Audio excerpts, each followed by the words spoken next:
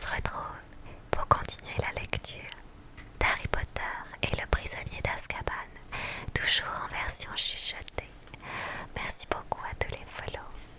Hop là. Et je suis contente que la lecture vous plaise. Je rappelle qu'on se retrouve avec l'édition Minalima, une édition magnifique. Vous pouvez retrouver d'ailleurs la lecture du tome 1 et du tome 2 sur ma chaîne YouTube, vous avez les playlists également. Mais on se concentre sur le tome 3 et sur le chapitre 5, le détraqueur. On voit qu'on a l'image d'une ville avec une voiture verte, une sorte de place, un lion sur la place, des arbres, des réverbères. Il semble qu'il y ait énormément de vent puisqu'ils sont tous courbés. On a un pigeon qui vole ici, un monument derrière. Je n'ai aucune idée de où on est. Je ne me rappelle pas du tout de ça, quoi. C'est l'édition Minalima. Je vous remets le nom Minalima, comme ça se prononce. Ils ont fait les 3 premiers tomes. Hop. Chapitre 5, le détraqueur.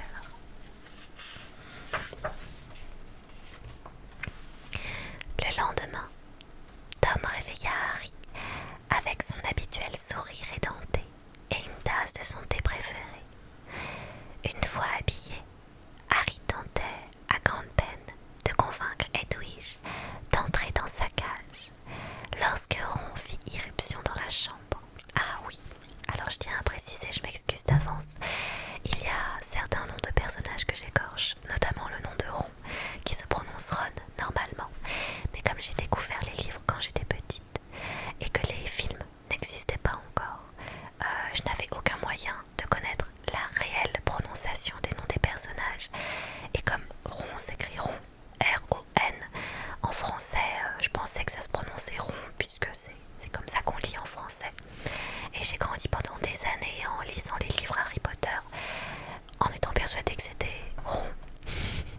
Donc maintenant j'ai du mal à lire les noms de personnages de manière différente. Donc je m'excuse d'avance d'écorcher les noms de certains personnages. J'espère que ça ne sera pas trop désagréable pour vous à l'oreille. Mais s'il vous plaît, ne m'en voulez pas trop. Voilà. D'humeur massacrante, il était en train d'enfiler un pull. Vivement qu'on soit dans le train, lança-t-il. Au moins, quand on sera arrivé à Poudlard, je pourrai éviter d'avoir Percy sur le dos. Maintenant, il m'accuse d'avoir renversé du thé sur la photo de Pénélope d'Auclair, sa petite amie, ajouta-t-il avec une grimace. Elle se cache derrière le cadre parce qu'elle a un bouton sur le nez. J'ai quelque chose à te dire, commença Harry, mais il fut interrompu par Fred et George, qui étaient venus féliciter Ron d'avoir rendu Percy à nouveau furieux. Ils descendirent prendre leur petit déjeuner dans la salle du chaudron baveur, où Monsieur Weasley lisait la Gazette du sorcier en fronçant les sourcils, tandis que Madame Weasley racontait à Hermione et à Ginny qu'elle avait fabriqué un filtre d'amour lorsqu'elle était jeune. Toutes 3 avaient l'air de bien s'amuser. « Qu'est-ce que tu voulais me dire ?» demanda Ron. « Plus tard, » murmura Harry, en voyant arriver Percy d'un pas impérial. Dans l'agitation du départ, Harry n'avait aucune chance de pouvoir parler à Ron tranquillement. Ils étaient trop occupés à descendre leurs valises et à les entasser devant la porte du chaudron baveur, avec les gages d'Edwige et d'Hermès, le hibou de Percy posé dessus. À côté de la montagne de bagages, il y avait un petit panier d'osier d'où s'échappaient des craquements furieux. « Du calme, bâton rond !» susurra Hermione, penchée sur le panier. « Je te laisserai sortir quand on sera dans le train. »« Certainement pas !» trancha Ron. « Ah, je suis désolée, il y a une petite sirène dehors, visiblement. »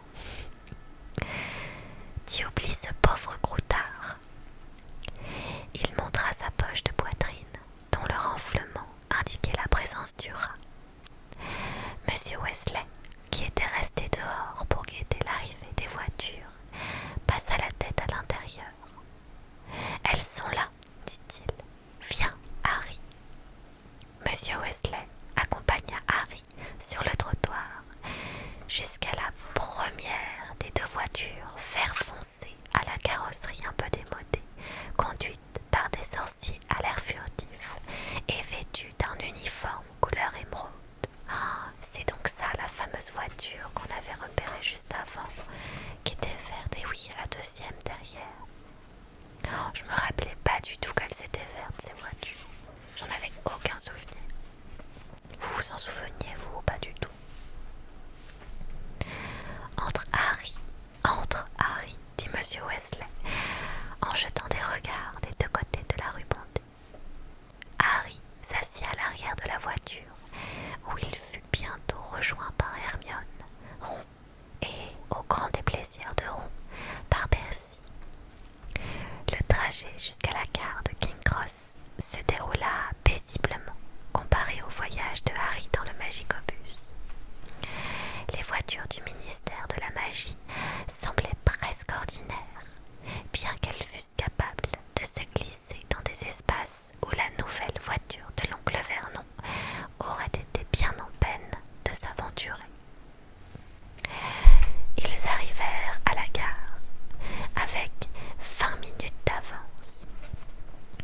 Les chauffeurs du ministère leur trouvèrent des chariots à bagages sur lesquels ils disposèrent leurs valises. Puis, ils soulevèrent leurs casquettes pour saluer Monsieur Weasley et s'en allèrent en s'arrangeant pour se retrouver les premiers au feu rouge, malgré l'intensité de la circulation. À l'intérieur de la gare, Monsieur Weasley ne lâcha pas Harry d'une semelle. Comme nous sommes très nombreux, on va passer de par deux, dit-il, en surveillant les alentours. Je vais franchir la barrière le premier avec Harry. On est actuellement en train de lire Harry Potter et le prisonnier d'Azkaban dans l'édition Minalima.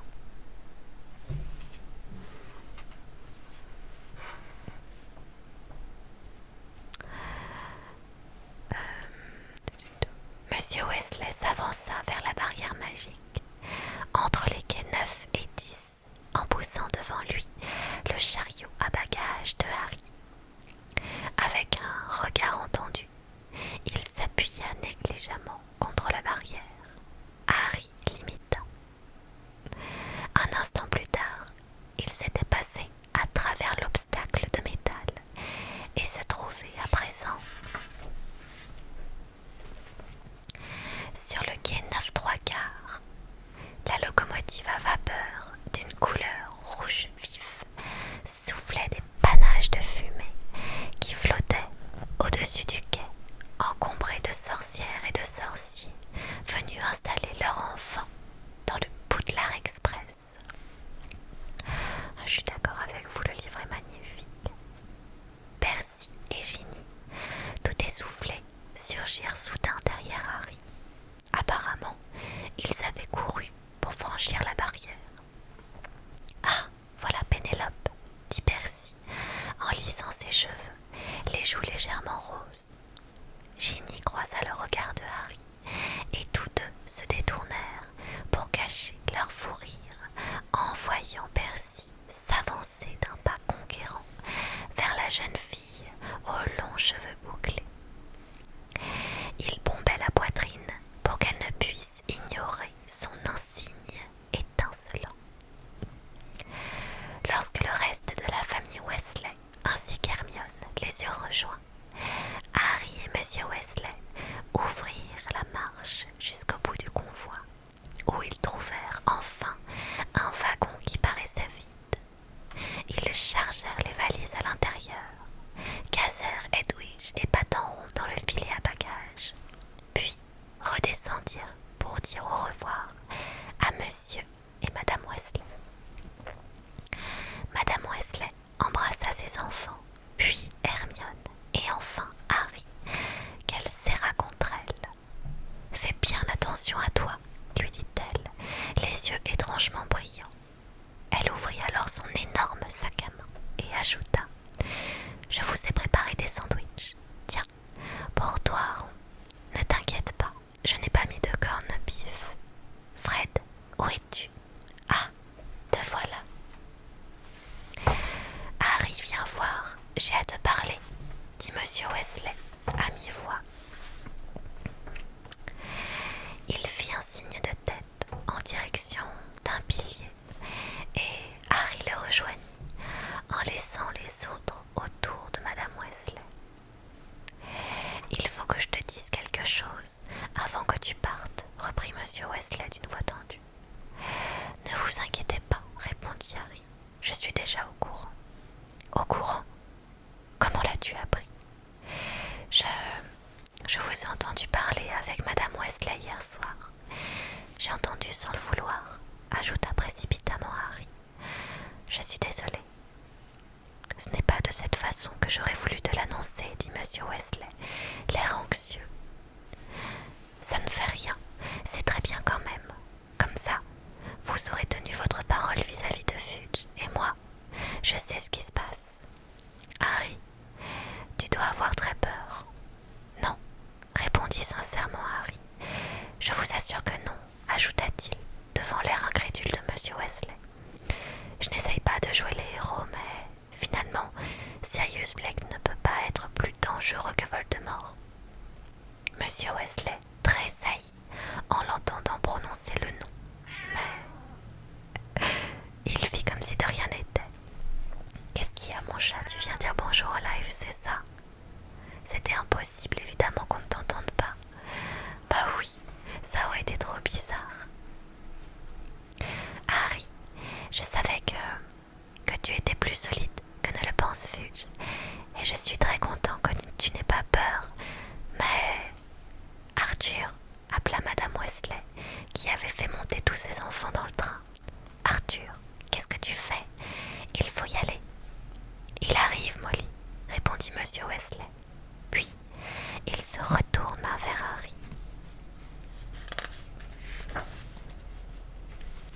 En lui parlant d'une voix basse et précipitée. Écoute-moi bien.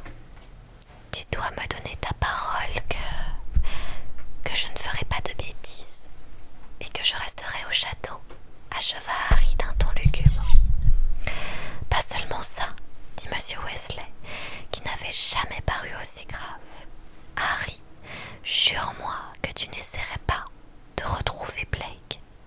Quoi? Répondit Harry en ouvrant les yeux ronds. Il y eut un coup de sifflet sonore.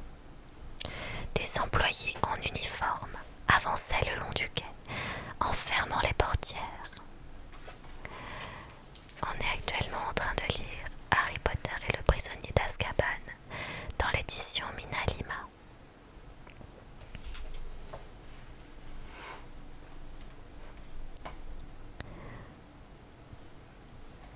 Je ne sais plus où j'étais. Harry, promets-moi, insista Monsieur Wesley, en parlant de plus en plus vite. Jure-moi que quoi qu'il arrive, pourquoi est-ce que j'essaierais de retrouver quelqu'un qui veut me tuer? Répliqua Harry d'une voix neutre. Jure-moi que quoi qu'on te dise. Arthur, vite, s'exclama Madame Wesley. La locomotive lâcha un jet de vapeur et le train s'ébranla. Harry courut jusqu'à la portière du wagon que Ron avait ouverte et sauta à l'intérieur.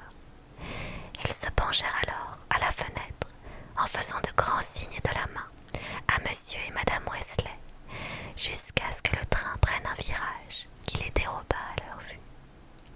« Il faut que je vous parle en tête-à-tête, murmura Harry à Ron et à Hermione. « Va-t'en, Ginny, dit Ron. « Merci, c'est gentil, répondit Ginny d'un air offensé, avant de s'éloigner d'un pas raide et digne. Harry, Ron et Hermione avancèrent dans le couloir à la recherche d'un compartiment vide, mais ils étaient tous pleins, sauf le dernier, tout au bout du wagon. Celui-ci n'avait qu'un seul occupant, un homme profondément endormi, assis près de la fenêtre. Harry, Ron et Hermione s'immobilisèrent à l'entrée du compartiment. D'habitude, le Poudlard Express était réservé aux élèves, et ils n'avaient encore jamais vu d'adulte parmi les passagers. L'homme portait une robe de sorcier miteuse, rapiécée en plusieurs endroits. Il semblait malade et épuisé. Bien qu'il fût encore jeune, ses cheveux châtains étaient parsemés de mèches blanches. « C'est qui, à votre avis ?»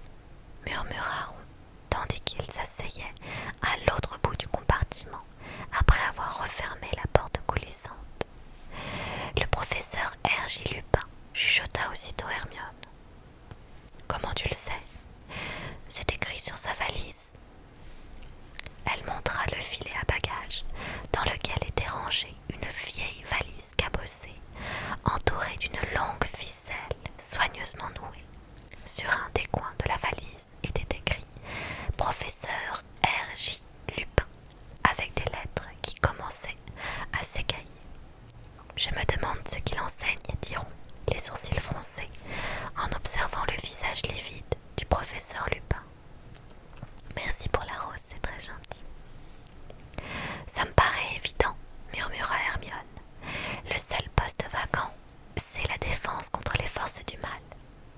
Harry, Ron et Hermione avaient déjà eu 2 professeurs dans cette matière, et chacun d'eux n'était resté qu'une seule année.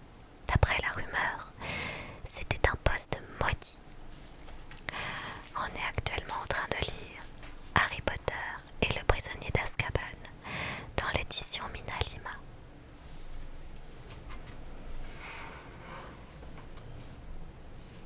J'espère au moins qu'il sera à la hauteur, dit Ron sans grande conviction. On a l'impression qu'il suffirait de lui jeter un sort pour qu'il rende le dernier soupir. Alors, qu'est-ce que tu voulais nous dire? Ajouta-t-il en se tournant vers Harry. Merci beaucoup pour le cadeau, c'est très gentil. Harry leur résuma la situation. Non, c'est pas ça.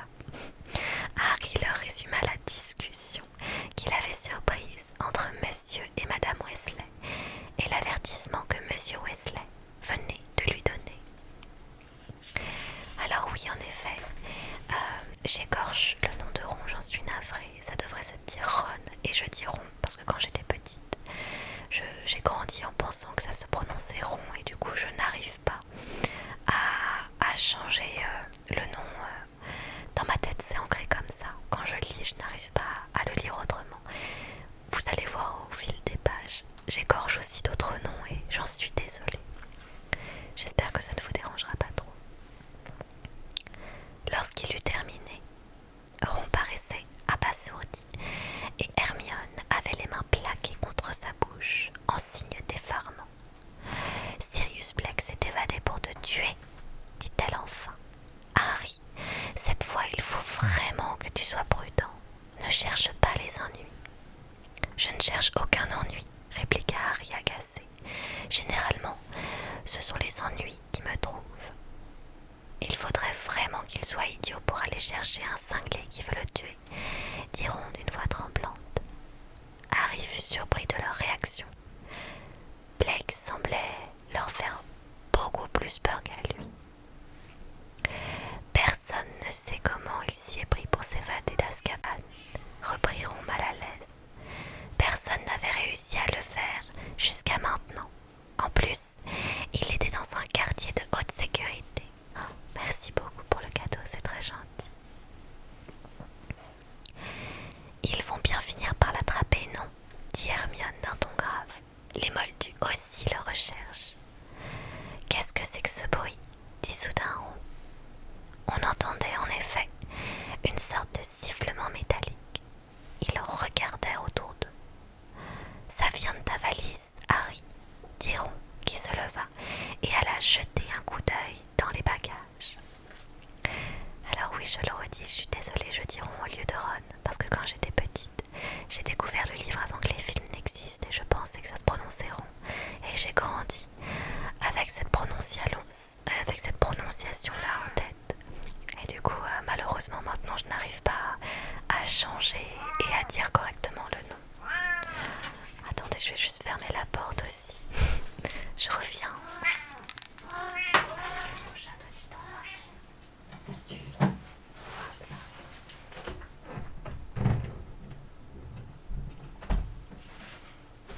Voilà. Toujours elle vient. Toujours elle vient pour avoir à manger.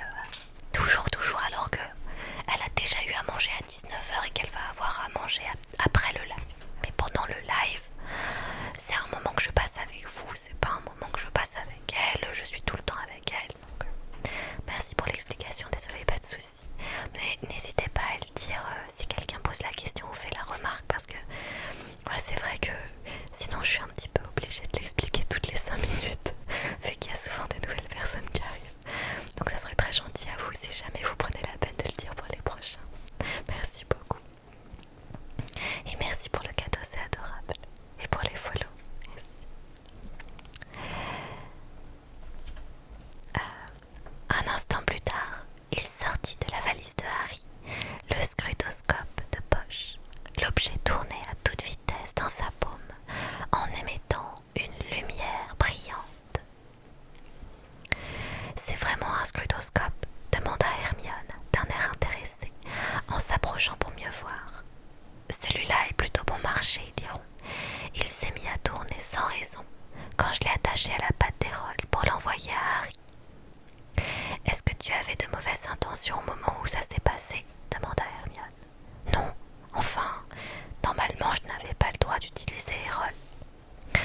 ne supporte plus les longs voyages. Mais qu'est-ce que je pouvais faire d'autre pour envoyer son cadeau à Harry? Merci pour les cadeaux, c'est adorable. Merci beaucoup, c'est très gentil. Oh, merci pour les compliments. Je suis contente que ma voix te plaise. Remets-le dans la valise, conseilla Harry, alors que le scrutoscope sifflait de plus en plus fort. Sinon, ça va finir par le réveiller. Il fit un signe de tête en direction du professeur Lupin et Ron remit l'objet dans la valise, à l'intérieur d'une paire de chaussettes particulièrement laides de l'oncle Vernon qui étouffèrent le son. On le fera examiner quand on ira à Préolard, suggéra Ron en le rasseyant. En se rasseyant, Fred et George m'ont dit qu'ils vendent ce genre de trucs chez Dervish et Bang, le magasin d'objets magiques. Qu'est-ce que tu sais sur Préolard? Demanda Hermione avec avidité. J'ai lu que c'est le seul village d'Angleterre où il n'y a pas un seul moldu. Oui, je crois que c'est vrai, répondit Ron d'un ton dégagé. Mais ce n'est pas pour ça que je veux y aller. Moi, ce qui m'intéresse, c'est d'aller faire un tour chez Honeydukes. Qu'est-ce que c'est que ça? Demanda Hermione. Une confiserie, répondit Ron avec un regard rêveur. Il paraît qu'ils ont absolument tout. Des gnomes au poivre qui te font souffler de la fumée quand tu les manges, et d'énormes chocobals pleines de mousse à la fraise, et aussi des plumes en sucre qu'on peut sucer en classe en faisant semblant de réfléchir. Mais Préolard est un endroit passionnant, non? Insista Hermione. Dans les sites historiques de la sorcellerie, on dit que l'auberge du village a servi de quartier général à l'époque de la révolte des Gobelins en 1612. Et la cabane hurlante est une des plus impressionnantes maisons hantées du pays. Il y a aussi de grosses boules de sorbet qui permettent de s'élever à quelques centimètres au-dessus du sol quand on les lèche, poursuivit Ron, qui n'avait pas écouté un mot de ce qu'avait dit Hermione. Celle-ci se tourna vers Harry. Ça va être bien de sortir un peu de l'école pour visiter Préolard. Sûrement, soupira Harry. Vous me raconterez quand vous en reviendrez. Qu'est-ce que tu veux dire? S'étonna Ron. Moi, je ne pourrais pas y aller. Les Dursley m'ont pas signé mon autorisation et Fudge a également refusé de le faire. Ron sembla horrifié. Tu n'auras pas le droit de sortir. C'est impossible. McGonagall ou quelqu'un te donnera bien la permission. Harry eut un rire amer. Le professeur McGonagall, la directrice de la maison de Gryffondor, était particulièrement stricte. Ou alors, on demandera à Fred et George. Ils connaissent tous les passages secrets qui permettent de sortir du château. Ron, s'indigna Hermione. Je ne crois pas qu'il serait très prudent pour Harry de sortir clandestinement du château avec Blake à ses trousses. C'est sûrement ce que me répondra McGonagall quand je lui demanderai la permission, marmonna sombrement Harry. Mais si on est avec lui, diront à Hermione d'un ton enjoué, Blake n'osera pas. Ne raconte pas de bêtises, répliqua sèchement Hermione. Blake a déjà assassiné tout un tas de gens au milieu d'une rue pleine de monde. Alors, il ne se gênera sûrement pas pour attaquer Harry, simplement parce que nous serons là. Tout en parlant, elle tripotait la fermeture du panier dans lequel elle avait transporté Padan.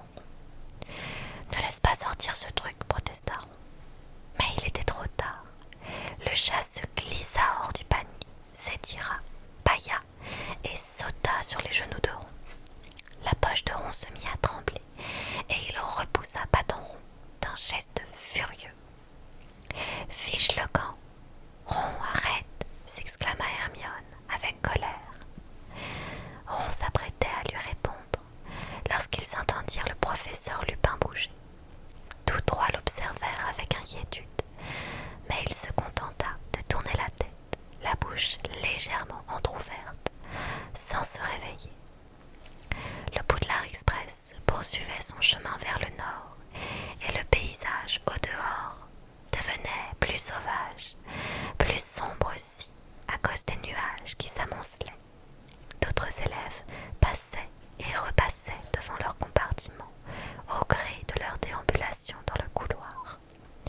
Patenron s'était installé sur un siège vide, son museau écrasé tourné vers rond, ses yeux jaunes fixés sur la poche où se trouvait Croutard. Alors oui, je le redis pour ceux qui viennent d'arriver, je dis Ron et Baronne parce que j'ai découvert les livres quand j'étais petite, que les films n'existaient pas et que du coup je croyais que ça se disait Ron quand je lisais les livres et j'ai grandi en étant persuadée que la prononciation était Ron. Et je sais aujourd'hui que c'est faux, mais je n'arrive pas à changer la prononciation quand je lis le livre parce que pour moi c'est ancré comme étant rond dans mon petit cerveau. Donc je suis désolée si ça vous dérange.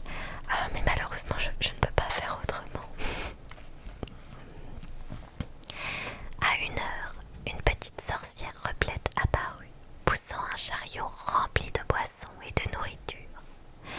Vous ne croyez pas qu'on devrait le réveiller, suggéra Ron, en montrant le professeur Lupin d'un signe de tête. Ça lui ferait peut-être du bien de manger quelque chose. Hermione s'approcha de lui, avec précaution.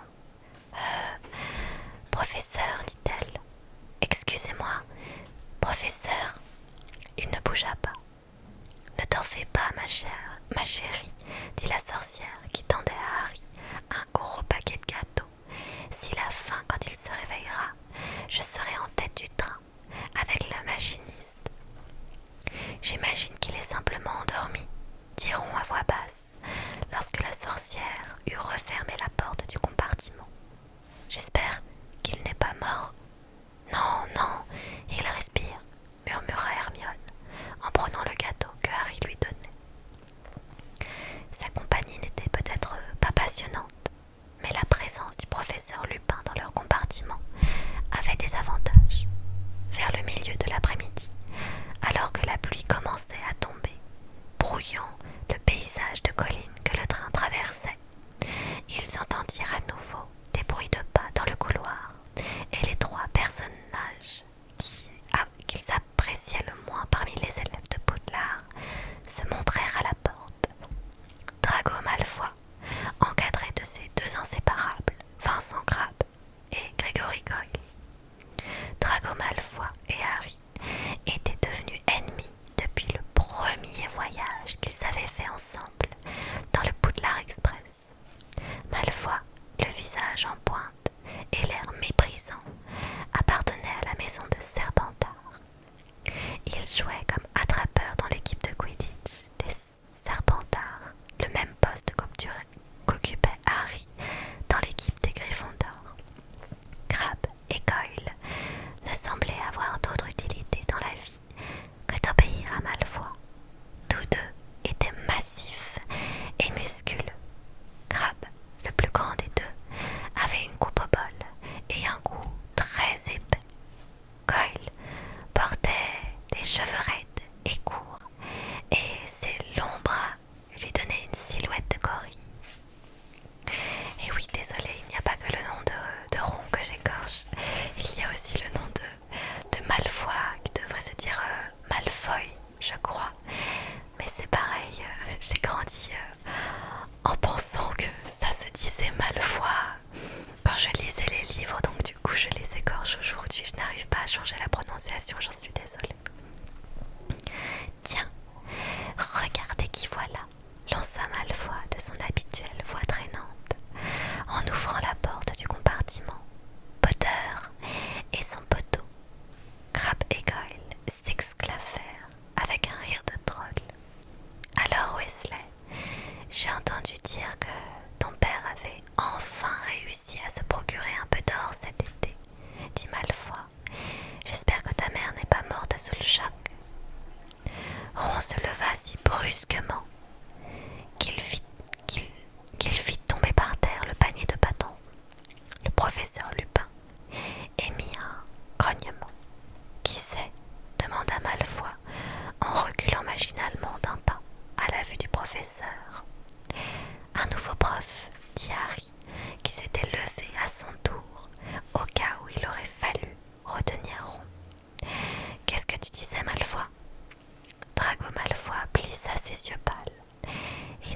suffisamment idiot pour provoquer une bagarre sous le nez d'un professeur.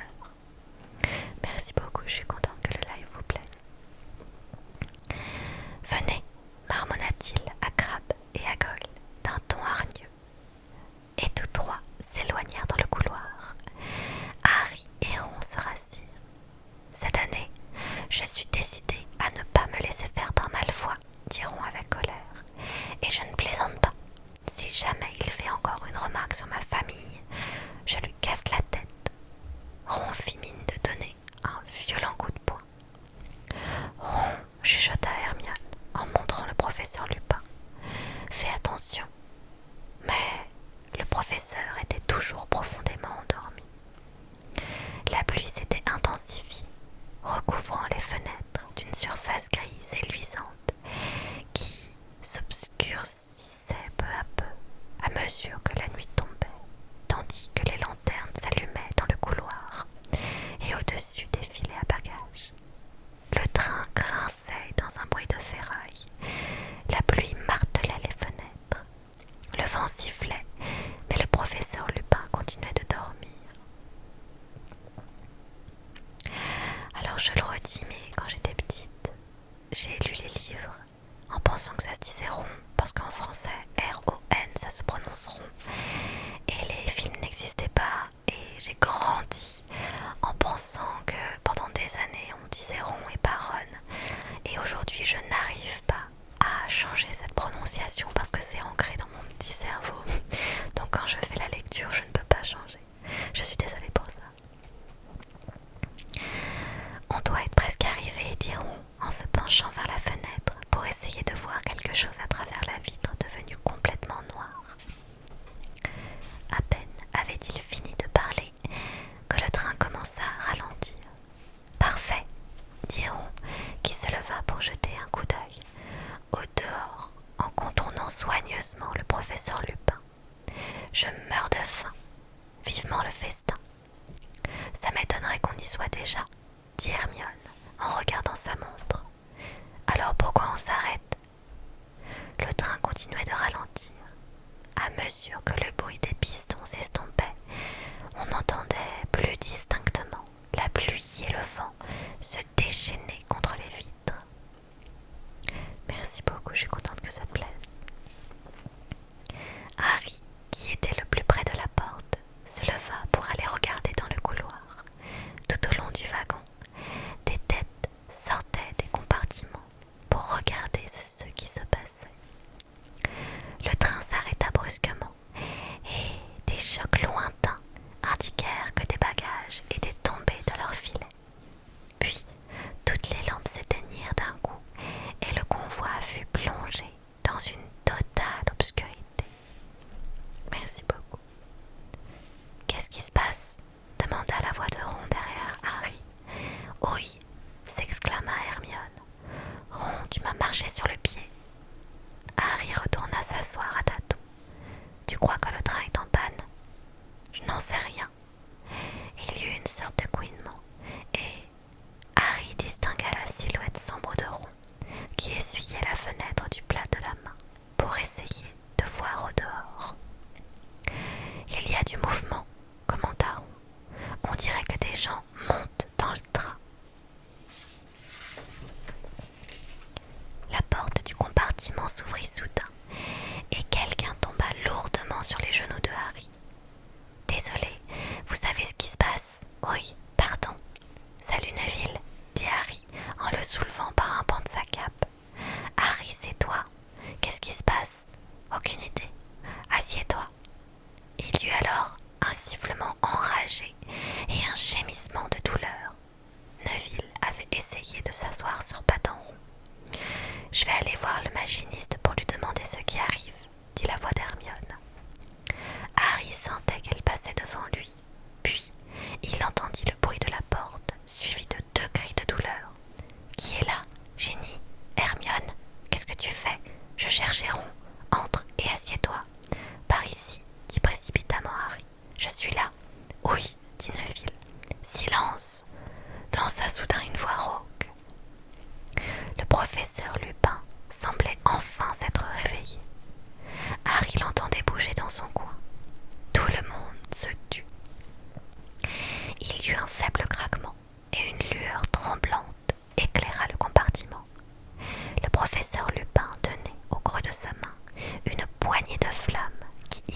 son visage gris et fatigué. Il avait les yeux vifs, cependant, et un regard en alerte. « Restez où vous êtes, dit-il de sa voix rauque. Il se leva lentement, en tenant les flammes devant lui. Mais la porte du compartiment s'ouvrit avant que le professeur ait eu le temps de l'atteindre.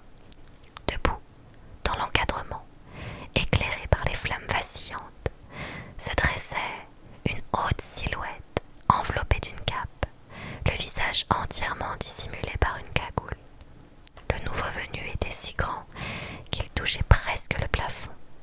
Harry baissa les yeux, et ce qu'il vit lui retourna l'estomac. Une main dépassait de la cape, une main luisante, grisâtre, visqueuse et couverte de croûte, comme si elle s'était putréfiée dans l'eau. Il ne la vit que pendant une fraction de seconde, comme si la créature avait senti le regard de Harry. La main disparut dans les plis de l'étoffe noire. Alors, l'être dissimulé sous la cagoule prit une longue et lente inspiration qui produisit une sorte de râle. On aurait dit qu'il essayait d'aspirer autre chose que de l'air. Un froid intense envahit le compartiment. Harry sentit son propre souffle se figer dans sa poitrine. Le froid lui traversait la peau et se répandait dans tout son corps. Un crépitement semblable à une chute d'eau retentit dans ses oreilles. Il avait l'impression qu'on le tirait par les pieds à mesure que le grondement de l'eau s'intensifiait. Alors, venu de très loin, il entendit de terribles hurlements, des cris terrifiés, implorants. Son premier mouvement fut de porter au secours de la personne qui hurlait ainsi. Mais lorsqu'il essaya de bouger, il s'aperçut qu'il était paralysé. Un brouillard blanc, épais, l'enveloppait, s'insinuait en lui. « Harry, Harry, ça va ?» Quelqu'un lui donnait des tapes sur le visage. « Quoi ?»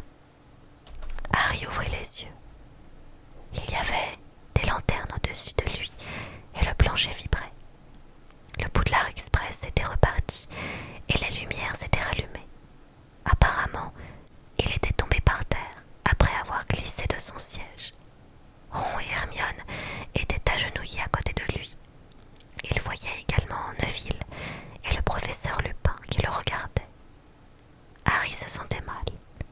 Lorsqu'il leva la main pour ajuster ses lunettes, une sueur froide lui couvrait le front. Ron et Hermione le hissèrent sur son siège. « Comment tu te sens ?» demanda Ron d'une voix anxieuse. « Ça va » répondit Harry en jetant un coup d'œil vers la porte. La créature à la cagoule avait disparu. Qu'est-ce qui s'est passé? Où est cette chose? Qui a crié? Personne n'a crié, dit Ron, de plus en plus inquiet. Oh, la double illustration magnifique! Oh là là là là, avec Harry, le professeur Lupin, qui le protège des détracteurs. Oh là là là là, il est trop stylé cette page. Alors oui, je profite de cette double page pour le redire. Je suis désolée, j'égorge certains noms de personnages, notamment Ron. Je sais, je devrais dire Ron, mais j'ai commencé à lire le livre, j'étais petite et les films n'existaient pas. Et du coup, quand on est en français, quand il y a un R, un O et un N, ça se prononce Ron. Donc j'étais persuadée que le nom du personnage se disait Ron et j'ai grandi pendant des années avec cette mauvaise prononciation en tête. Et maintenant elle est ancrée dans ma tête et je n'arrive pas à, quand je lis le livre, à dire Ron, alors que vous avez raison, Ron est la bonne prononciation. Mais malheureusement je ne peux pas changer, donc je suis désolée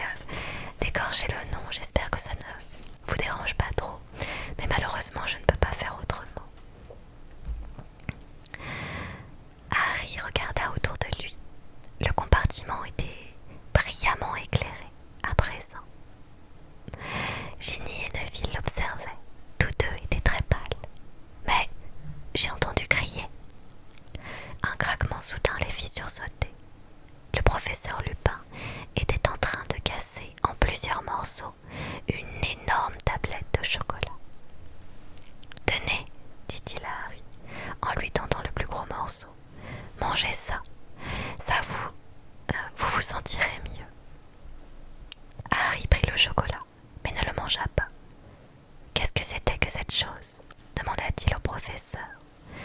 Un détraqueur, répondit Lupin, qui distribuait son chocolat aux autres. C'était l'un des détraqueurs d'Azkaban. Tout le monde le regarda. Le professeur Lupin froissa le papier qui enveloppait le chocolat et le mit dans sa poche. « Mangez, répéta-t-il, ça vous fera du bien. Excusez-moi, il faut que j'aille dire quelque chose au machiniste. » Il passa devant Harry et disparut dans le couloir. « Tu es sûr que ça va, Harry ?» demanda Hermione en le regardant d'un air angoissé. « Je ne comprends toujours pas. Qu'est-ce qui s'est passé ?» répondit Harry en essuyant la sueur sur son front. Cette chose, le détraqueur, est resté là et a regardé partout. Enfin, j'imagine qu'il regardait puisqu'on ne voyait pas du tout son visage. Et toi, tu... J'ai cru que tu avais une attaque ou je ne sais quoi, dit Ron qui avait l'air effrayé. Tu es devenu tout raide et puis tu as glissé par terre et tu as commencé à avoir des spasmes. À ce moment-là, le professeur Lupin t'a enjambé. Il s'est avancé vers le détraqueur et il a sorti sa baguette magique, poursuivit Hermione. Et puis, il lui a dit « Personne dans ce compartiment ne cache Sirius Black sous sa cape. Allez-vous-en » Mais le détraqueur n'a pas bougé. Alors Lupin a marmonné quelque chose. Un truc argenté est sorti de sa baguette et le détraqueur a fait volte-face. Et il est parti, comme s'il glissait sur des patins. C'était horrible, dit Neville, d'une voix plus aiguë qu'à l'ordinaire. Tu as senti ce froid quand il est entré? J'ai eu une sensation bizarre, dit Ron, en remuant les épaules, visiblement mal à l'aise, comme si j'allais perdre à tout jamais l'envie de rire. Recroquevillé dans son coin, Ginny, qui semblait aussi affectée que Harry, laissa échapper un sanglot. Hermione s'approcha d'elle et la prit par l'épaule pour la réconforter. « Personne d'autre n'est tombé de son siège ?» demanda Harry, un peu gêné. « Non, » dit Ron en le regardant à nouveau d'un air anxieux, mais Ginny s'est mise à trembler comme une feuille. Harry ne comprenait pas. Il se sentait faible et fébrile, comme s'il sortait d'une mauvaise grippe. Il éprouvait également une vague honte. Pourquoi s'était-il ainsi effondré alors que les autres avaient très bien supporté la présence de la créature? Le professeur Lupin revint dans le compartiment.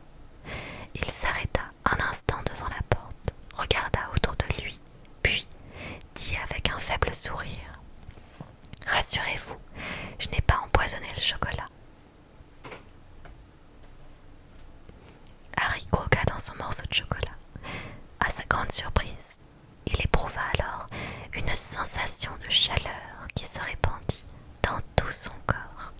« Nous arriverons à Poudlard dans 10 minutes, annonça le professeur Lupin. « Ça va, Harry ?» Harry ne demanda pas au professeur comment il connaissait son nom.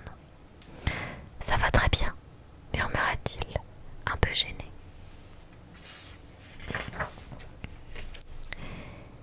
Ils ne parlèrent pas beaucoup pendant la fin du voyage. Au bout d'un long moment, le train s'arrêta enfin à la gare de Préolard et les élèves se précipitèrent sur le quai dans une grande cohue.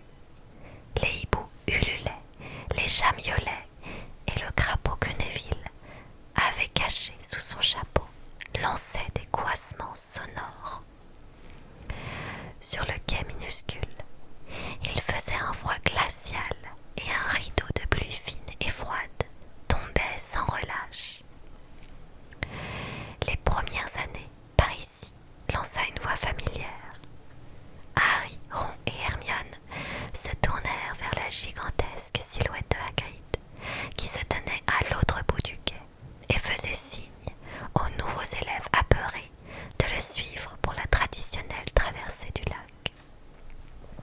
« Ça va tous les trois !» cria Hagrid de loin. Ils lui firent de grands signes de la main, mais la foule était trop compacte pour qu'ils puissent s'approcher de lui. Harry, Ron et Hermione suivirent les autres sur un chemin boueux où une centaine de diligences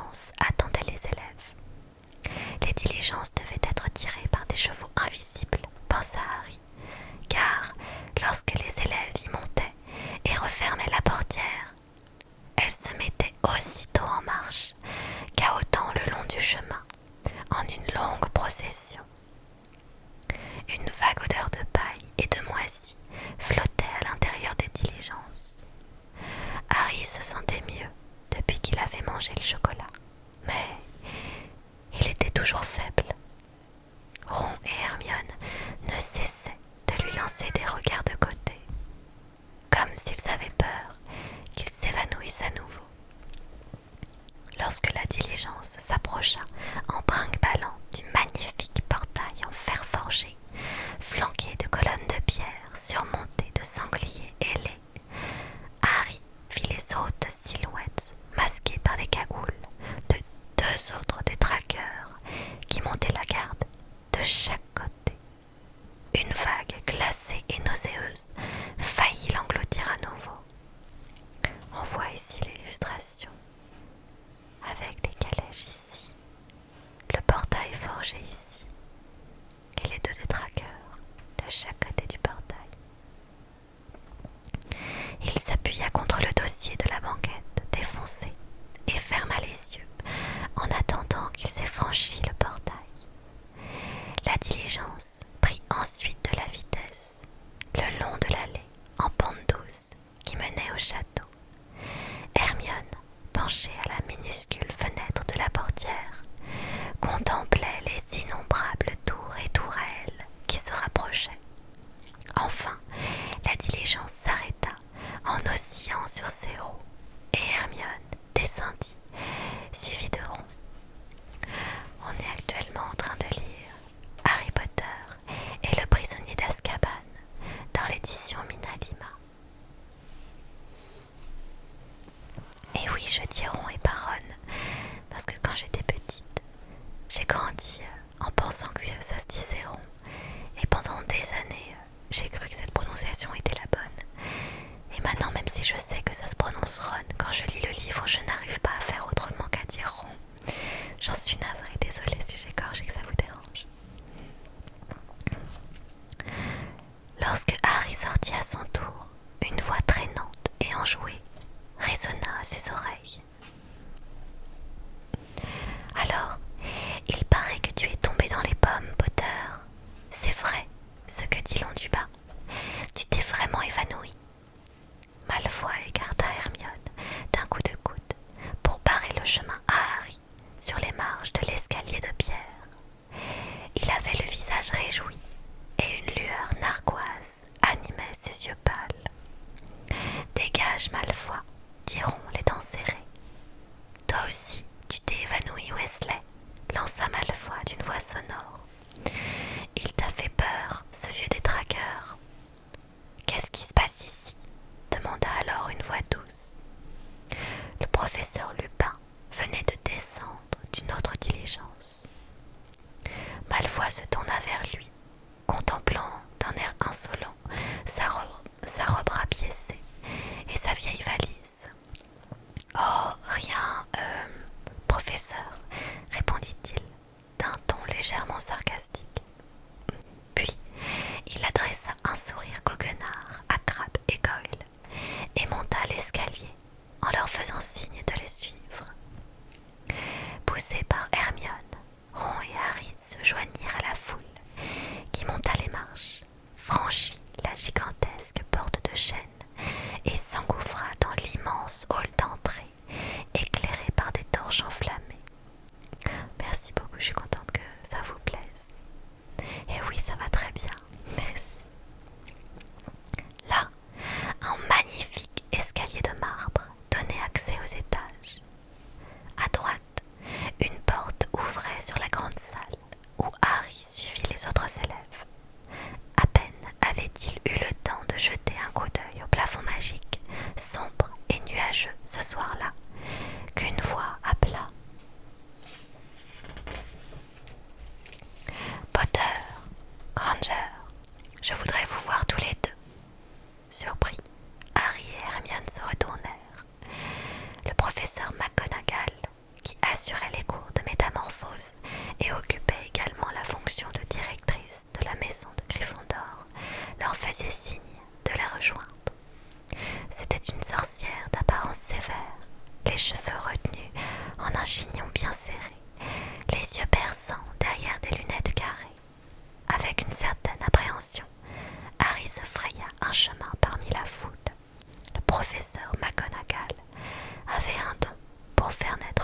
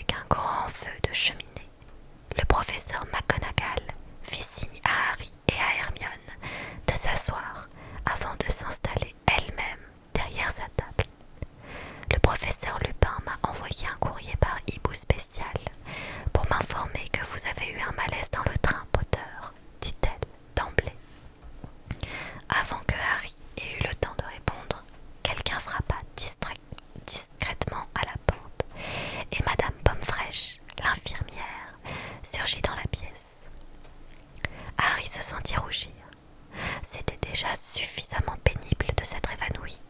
Inutile par surcroît de faire tant d'histoires. Je vais très bien, dit-il. Je n'ai besoin de rien. Ah, c'est vous, dit Madame Pomme Fraîche, en se penchant sur lui pour l'observer de près. Vous avez encore fait quelque chose de dangereux, j'imagine. C'est un des traqueurs qui a provoqué le malaise, dit le professeur McGonagall. Elles échangèrent un regard, et Madame Pomme Fraîche hocha la tête d'un air désapprobateur. Poster des détraqueurs autour d'une école, marmonna-t-elle, en posant une main sur le front de Harry. Il n'est pas le premier à s'évanouir. Ah oui, il est un peu fiévreux, je le sens. Terribles ces créatures. Elles sont un effet désastreux sur les personnes un peu fragiles. Je ne suis pas fragile, s'exclama Harry avec colère. Bien sûr, dit Madame Pomme Fraîche d'un air absent en lui prenant le pouls. De quoi a-t-il besoin demanda le professeur McGonagall d'un ton cassant. De repos. Peut-être devrait-il passer la nuit à l'infirmerie. Mais je vais très bien, protesta Harry en se levant d'un bond.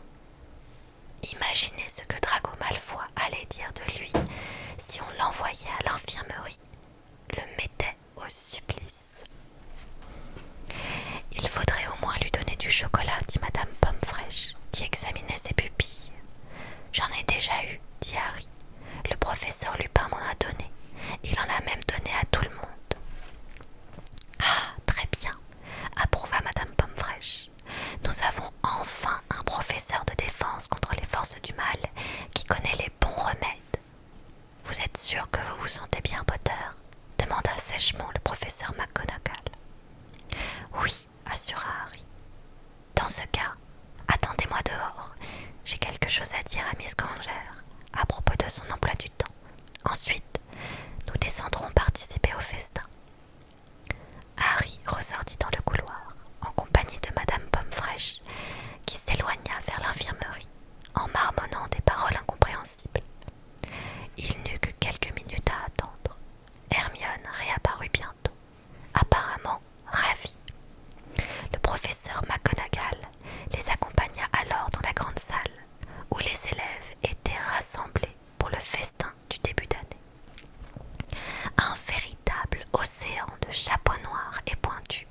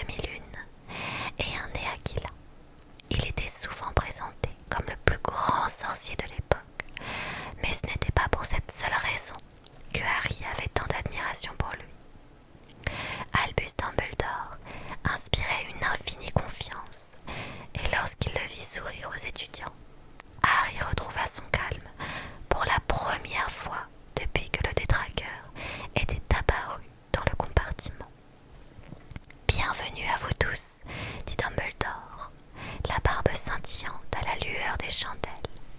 Bienvenue pour une nouvelle année à Poudlard. J'ai quelques petites choses à vous dire, et comme l'une d'elles est très sérieuse, autant s'en débarrasser tout de suite, avant que la bonne chair ne vous plonge dans une euphorie peu propice à la gravité. Dumbledore s'éclaircit la gorge et poursuivit. Comme vous avez pu vous en apercevoir en les voyant fouiller le Poudlard Express, l'école a dû accueillir quelques détraqueurs d'Azkaban qui nous ont été envoyés par le ministère de la Magie. Il marqua une pause et Harry se rappela les paroles de M. Weasley lorsqu'il lui avait dit que Dumbledore n'était pas très content de voir les détraqueurs surveiller l'école. Merci pour le cadeau, c'est très gentil. Ils sont postés à chaque entrée du domaine, continua Dumbledore. Et tant qu'ils resteront là, tout le monde doit être bien conscient qu'il sera rigoureusement interdit de quitter l'école sans permission préalable. Les détraqueurs ne se laissent pas abuser par les déguisements ou les ruses quelconques, pas même par les capes d'invisibilité, ajouta-t-il d'un ton amusé. Harry et Ron échangèrent un regard. La nature des détraqueurs ne les porte pas à prendre en considération les excuses ou les sollicitations. Je conseille donc à chacune et à chacun d'entre vous de ne jamais leur donner l'occasion de vous faire du mal. Je m'adresse tout particulièrement au préfet, ainsi qu'à notre nouveau préfet en chef et à son homologue féminin, pour qu'il veille à ce qu'aucun élève ne prenne l'initiative de contrarier les détraqueurs. Percy, qui était assis à quelques mètres de Harry, bomba le torse et regarda autour de lui d'un air qu'il voulait impressionnant. Dumbledore s'interrompit à nouveau en observant avec une extrême gravité les élèves attablés. Il régnait un silence total, qu'aucun geste, aucune parole ne vint troubler. Pour continuer sur une note plus joyeuse, reprit-il, je suis heureux d'accueillir parmi nous deux nouveaux professeurs. Tout d'abord, le professeur Lupin, qui a bien voulu se charger des cours de défense contre les forces du mal. Il y eut quelques applaudissements, plutôt tièdes. Seuls ceux qui s'étaient trouvés dans le compartiment avec le professeur Lupin applaudirent de bon cœur. Harry, le premier, à côté de ses collègues vêtus de leur plus belle robe de sorcier. Lupin avait l'air singulièrement miteux. « Regarde Rogue », souffla Ron à l'oreille de Harry. Le professeur Rogue, qui enseignait l'art des potions, regardait fixement Lupin. Il était de notoriété publique que Rogue briguait le poste de professeur de défense contre les forces du mal. Mais même Harry, qui détestait Rogue, fut surpris de voir l'expression de son visage. Plus que la colère, c'était le dégoût qui déformait les traits de son visage maigre et cireux. Harry connaissait bien cette expression. D'habitude, c'était à lui que Rogue la réservait, chaque fois qu'il croisait son regard. Quant à la seconde nomination, reprit Dumbledore, lorsque les applaudissements se furent évanouis, je dois tout d'abord vous informer que le professeur Brûlot-Beau, qui enseignait les soins aux créatures magiques, a pris sa retraite afin de pouvoir s'occuper plus longuement des derniers membres qui lui restaient. Je suis cependant ravie de vous annoncer que cette discipline sera désormais enseignée par Rubéus Hagrid, qui a accepté d'ajouter cette nouvelle responsabilité à ses fonctions de garde-chasse. Merci pour la rose, c'est très gentil. Harry, Ron et Hermione échangèrent un regard stupéfait, puis ils se joignirent avec enthousiasme aux applaudissements tumultueux qui accueillirent la nouvelle, en particulier à la table des Gryffondors. Harry se pencha pour mieux voir Hagrid, le teint écarlate, les yeux baissés sur ses énormes mains. Il avait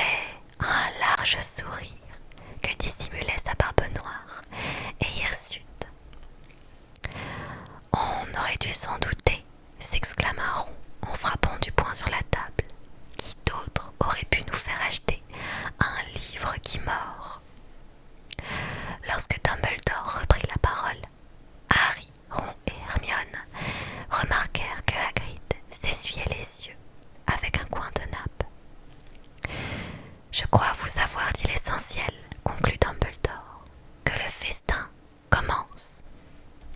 Les assiettes et les gobelets d'or, alignés sur les tables, se remplirent alors de mets et de boissons. Harry, soudain affamé, se servit en abondance de tout ce qui se passait, de tout ce qui passait à sa portée, et se mit à manger gloutonnement. Et oui, je le redis, peut-être pour la dernière fois sur ce chapitre, mais je dis rond parce que quand j'étais petite, les films n'existaient pas, et quand on lit R-O-N en français, ça se dit rond. Et du coup, j'ai grandi en pensant que le personnage s'appelait Ron. Et ce n'est que des années plus tard que j'ai su, en voyant les films, que ça se disait Ron. Mais il était déjà trop tard et mon cerveau avait imprimé que le nom était Ron. Du coup, quand je lis le livre, c'est automatiquement Ron qui sort et je n'arrive pas à avoir la bonne prononciation, c'est-à-dire à l'appeler Ron. J'en suis désolée, je suis vraiment désolée si ça égorge vos oreilles, mais je n'arrive vraiment pas à faire autrement. Allez, on continue.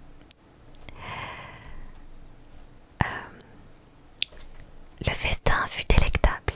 La grande salle résonnait de bruit des conversations et des rires auxquels se mêlaient les cliquetis découverts.